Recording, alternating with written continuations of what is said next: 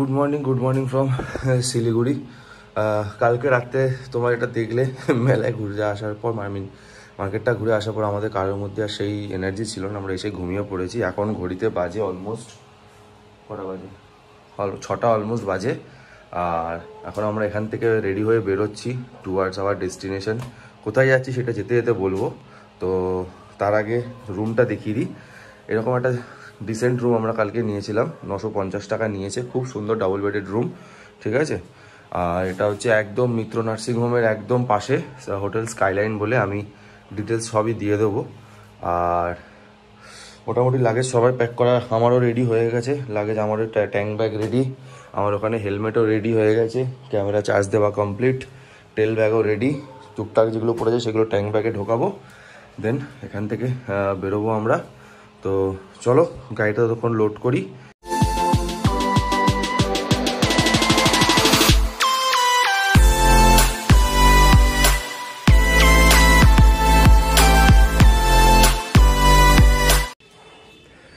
So we are ready to leave from Siliguri. This is the hotel that we are staying. ওই skyline আমি আগের বার এখানেই থেকেছিলাম, খুব dissent hotel. তো সবাই রেডি? সবাই রেডি নয়। She is also ready. তো চলো বেরোনো যাক। सुबह अर्ली मॉर्निंग नाच।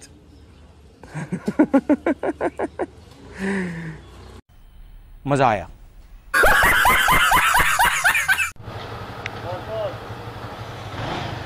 আসি দাদা, টাটা। গুড মর্নিং সবাইকে, আবার আরেক নতুন একটা দিন এবং আরও নতুন একটা জার্নি। সবাইকে গুড মর্নিং ফ্রম শিলিগুড়ি। তো এই মুহূর্তে আমরা হোটেল থেকে সব চেক আউট করে বেরিয়ে পড়েছি এবং কোথায় যাচ্ছি রাস্তায় যেতে চলো কথা বলছি। ততক্ষণ চলো শুরু করি আজকের blog. Welcome to the channel air blogs, always welcomes you. Live today, live now. তো শিলিগুড়ির অলিগলি দিয়ে বেরোতে গিয়ে এখানে পড়ে গেছে রেল গেট। এবার রেল গেটের জন্য ওয়েট করো। শিলিগুড়ি WDG4 12368। বাহ, সকাল সকাল। আর পেছনে টুইন WDG4। ভগবান গুডস্ট্রেন যেন না, চলো সিঙ্গেল ইঞ্জিন ছিল, শুধু ইঞ্জিন বাঁচা গেছে। 12491। বাহ, এখানে খুব তাড়াতাড়ি খুলে দেয় তো গেট, লাভলি।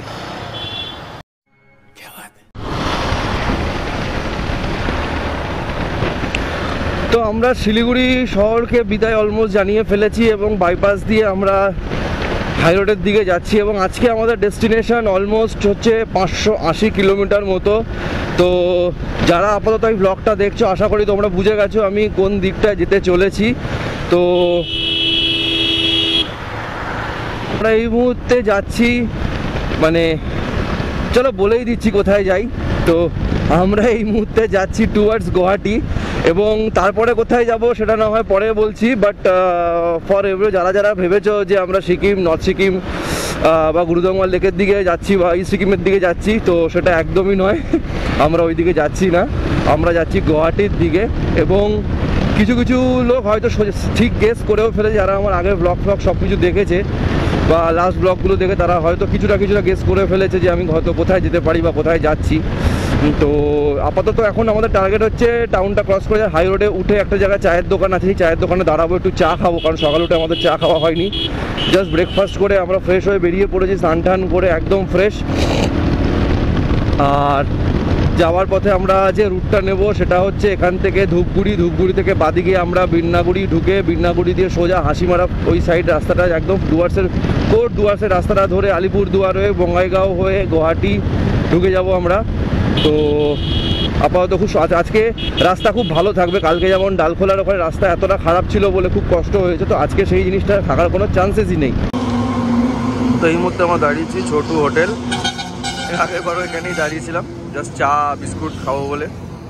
আমার গাড়ি এখানে রয়েছে, সুরজিৎ আর দীপায়নের গাড়ি ওখানে, আর গোসল গেছে ওখানে কোথাও এটা তেল ভরে আসতে। আর মোটামুটি একদম সামনের দিকে সূর্য রয়েছে, কাজেই প্রচণ্ড অসুবিধা হচ্ছে, তাই জন্য আমি সানগ্লাসও চেঞ্জ করে নিয়েছি। আর এখন এখান থেকে আমরা সোজা যাবো আপ টু ধূপগুড়ি হয়ে দেন ওখান থেকে ডুয়ার্সের রাস্তা ধরবো। ততক্ষণ তাড়াতাড়ি খাই, খেয়ে পেট্রোলটা ভরিয়ে নিই, দেন আবার দেখা হচ্ছে তোমাদের সাথে রাস্তায়। চলো।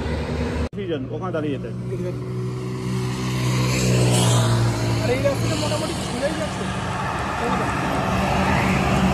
এখান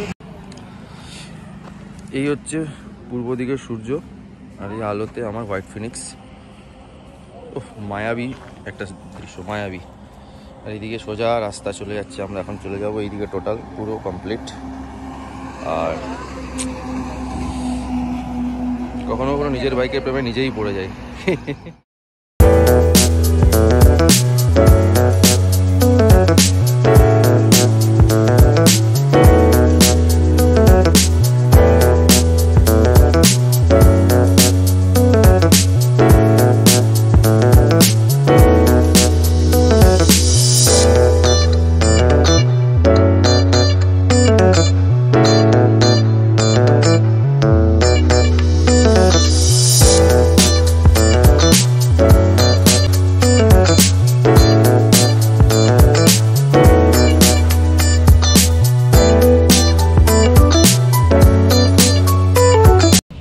তো মোটামুটি আমরা এখন এই পেট্রোল পাম্পটায় দাঁড়িয়েছি ইন্ডিয়ান অয়েলের, জলপাইগুড়ি থেকে জাস্ট মানে যেখানে চা খেলাম সেখান থেকে একটুখানি এগিয়ে, খুব বেশি হলে হয়তো 600-700 মিটার এগিয়ে এসে।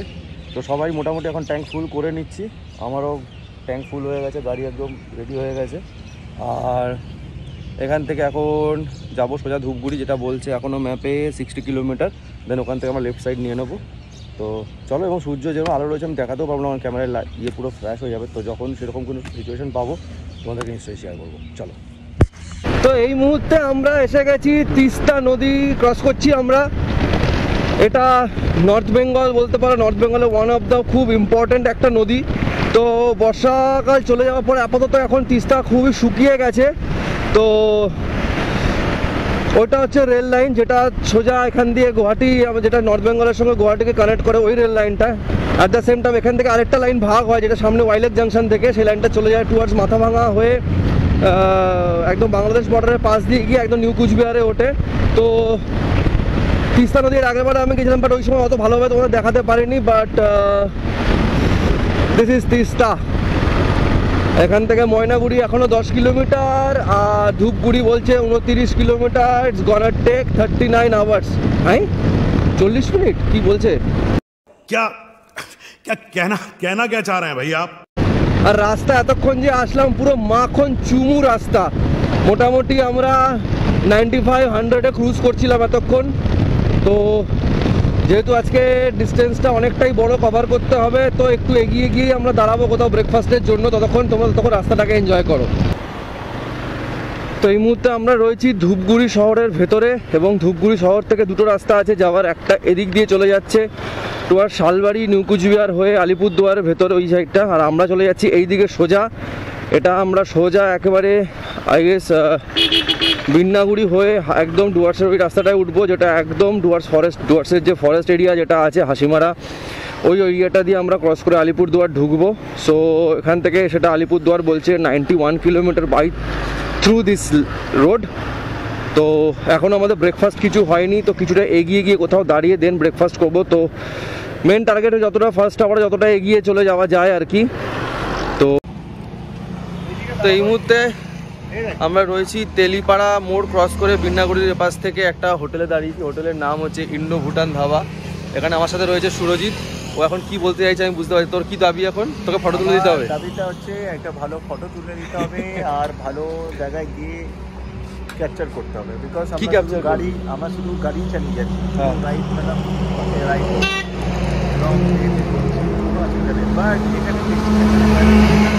সে তো অবভিয়াসলি ওটা না হলে আলটিমেটলি কোনো ইয়ে হবে না। আমি যে পয়সা ইনভেস্ট করছি সেটা মজা। হ্যাঁ, তো মেন ইয়ে হচ্ছে ভালো জায়গায় থাকতে হবে। আর এখানে রয়েছে আমাদের বাইকগুলো রাখা, আর এইখানে দীপায়নের বাইক। এই হচ্ছে হোটেল। আর এই রাস্তা দিয়ে আমরা সোজা আসলাম, এটা হচ্ছে শিলিগুড়ি থেকে আসছে কমপ্লিট একদম। এপাশে হচ্ছে এখান থেকে একটা মোড় থেকে ডান দিকে চলে গেলে হচ্ছে বিন্নাগুড়ি, আর এই রাস্তাটা সোজা চলে যাচ্ছে একদম হাসিমারা হয়। এখানে বোর্ড রয়েছে, আশা করি দেখতে পাচ্ছ। হাসিমারা 35, পাশাকা 50 এবং গুয়াহাটি 371 কিলোমিটার। তো এখনও 371 কিলোমিটার যেতে হবে, এবং মুখ চোখের অবস্থা খুবই খারাপ, এবং চুল ফুল একদম 12টা বেজে গেছে। তো ফটাফট একটু খাই, খেয়ে দিয়ে দেন আবার এখানে টান বেরোবো আলিপুর হয়ে সোজা লাঞ্চ করবো আশা করি নিউ বঙ্গাইগাঁও। তো দেখা যায় ওখানে পৌঁছে কী অবস্থা হয়। টাটা।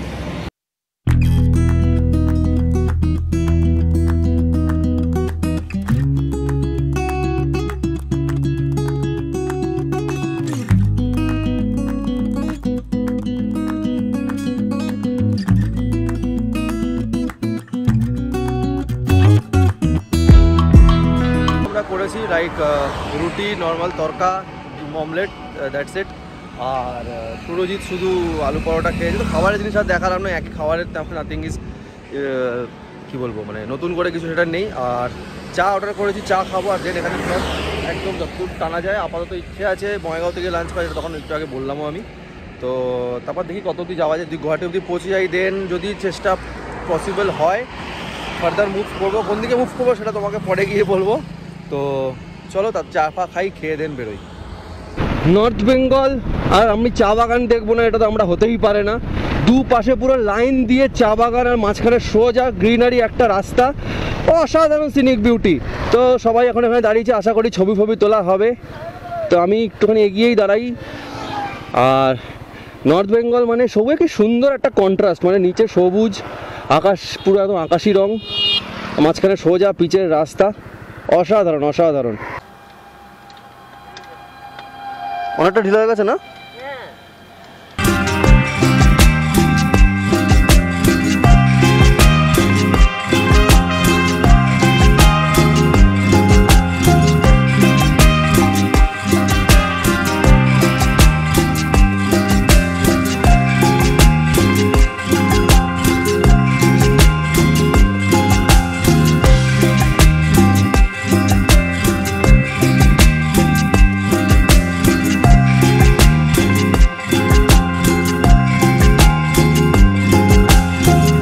কিছুটা এইরকম লাগছে, অসাধারণ। আচ্ছা, এইখানে দূরে হচ্ছে, এটা হচ্ছে ডুয়ার্সের রেলগেটটা। আরও ওই ভুটানের ওখানে পাহাড়ে হালকা হালকা মেঘ দেখা যাচ্ছে। আর এই হচ্ছে তোরসা নদী। বর্ষাকালে নদীর অবস্থা খুবই খারাপ থাকে, আপাতত এরকমই রয়েছে। তো এই তোরসা নদীর ধারে আপাতত এইভাবে আমরা জাস্ট একটুখানি দাঁড়িয়েছি যা ছবি টবি তোলার জন্য। বাকি সবাই সামনের দিকে এগিয়ে রয়েছে, তবে আমি এখানে দাঁড়ালাম 5 মিনিটের জন্য, জাস্ট এই ভিউটা তোমাদের জন্য ক্যাপচার করবো বলে। তো চলো বাকিটা এগোই এবং আলিপুরদুয়ারের কাছাকাছি কোথাও গিয়ে দাঁড়াই। আমি জাস্ট একটা জিনিস দেখানোর জন্য দাঁড়ালাম, বেরিয়ে যাচ্ছিলাম। জাস্ট জলের কালারটা দেখো, আমি জানি না এটা ক্যামেরা জাস্টিফাই করছে কিনা, একদম পুরো আকাশি, মানে এত সুন্দর জলটা লাগছে, পুরো আকাশি জল একদম। ও সুন্দর জায়গা। তো এই মুহূর্তে আমরা জাস্ট দাঁড়িয়েছি একটু চা খাওয়ার জন্য, সেটা হচ্ছে ডাবরি টি লাউঞ্জ সরি। এটা হচ্ছে নিউ আলিপুরদুয়ারের এখানে, এদিকে সোজা চলে গেল হচ্ছে গুয়াহাটি। আর আমরা এদিক দিয়ে আসলাম হচ্ছে একদম শিলিগুড়ি হয়ে। রাস্তায় একটা হাতি দেখেছিলাম, আর যতক্ষণে আমি ক্যামেরা ততক্ষণ ওটা হাওয়া আর তুলতে পারিনি আমি। আর লাউঞ্জটা একটু ভেতরে দেখিয়ে দিই।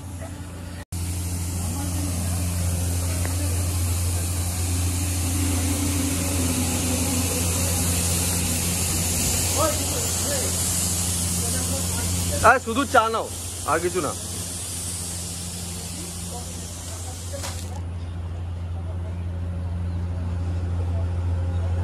কি হচ্ছি, সোজা যাবো নিউ বঙ্গাইগাঁও। হয়তো লাঞ্চ করবো বা নাও করতে পারি, এখানে টুকটাক কিছু খাওয়া দাওয়া করলাম, মোস্ট অফ ঠান্ডা জিনিসই।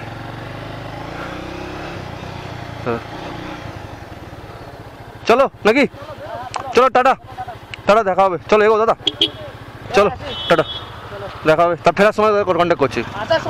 হ্যাঁ, আর তুমি ওটা আমাকে একটু ইয়ে করো, ইয়েটা ব্যাস ব্যাস, টাটা। হ্যাঁ চলো। ওই যে হাতি। Assam police and we are welcomed in Assam. So now আমরা এখন আসামের এন্টার করে চলেছি। So the road you are seeing is in Assam এবং this is শ্রীরামপুর বর্ডার।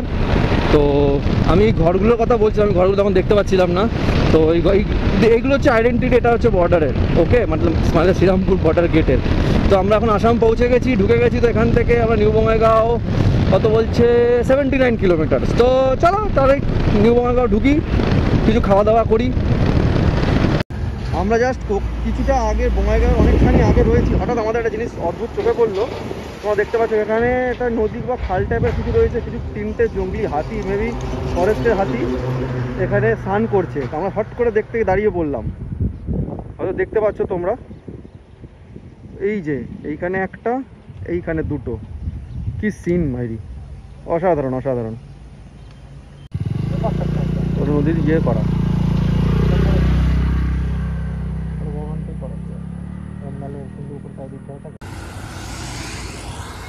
এখন রয়েছি আমরা Nihir hotel at new Bongaigaon. Actually new Bongaigaon না, বঙ্গাইগাঁও রাস্তার উপরে, কিন্তু এখানে একটা প্রবলেম হয়েছে, সেটা হচ্ছে দীপায়নদার টায়ার পাঞ্চার হয়ে গেছে। হয়ে যাবে বললো, কি ঢুকেছিল দেখতে তো পাচ্ছি না কোনো পাঞ্চারই দেখতে পাচ্ছি, বাট হাওয়া বেরিয়ে যাচ্ছে।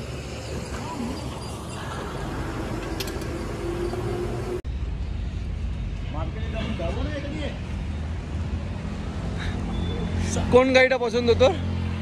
RX-100? তো এটা নিয়েই যাই, এটা নিয়েই যাই।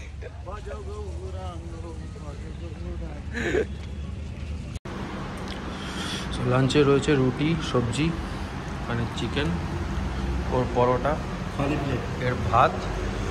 আরেকজন নেই, আরেকজন গাড়ির টায়ার পাল্টাতে গেছে, কখন আসবে জানি না। খানা कैसन बा? ठीक बा। तू कहो ডাক্তার বাবু, খাওয়া ঠিক আছে? সাবাস। তো ঘড়িতে এখন বাজে হচ্ছে বিকেল 4:13, আর গুয়াহাটি এখনও এখান থেকে 167 কিলোমিটার, গুগল ম্যাপ বলছে 4 ঘন্টা 18 মিনিট লাগবে।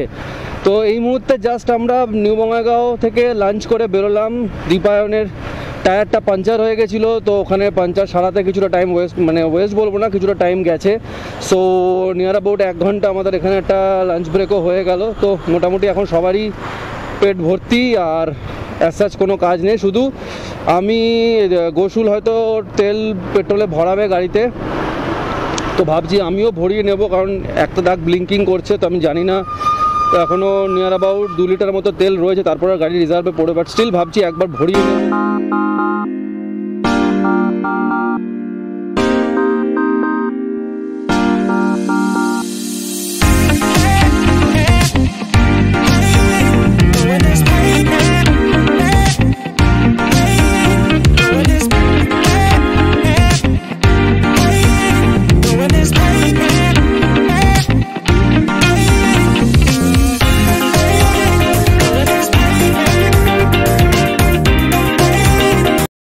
এই আমরা এন্ট্রি করছি, এন্টার করে গেলাম সরাইঘাট ব্রিজ, এবং এই ব্রিজটা বিশেষত্ব হচ্ছে ব্রিজটার ওপর দিয়ে যায় হচ্ছে 4 হুইলার এবং বাস গাড়ি, এবং নিচ দিয়ে যায় ট্রেন, এবং দূরে ওই যে পাহাড়টা দেখা যাচ্ছে ওটা হচ্ছে কামাখ্যা পাহাড়।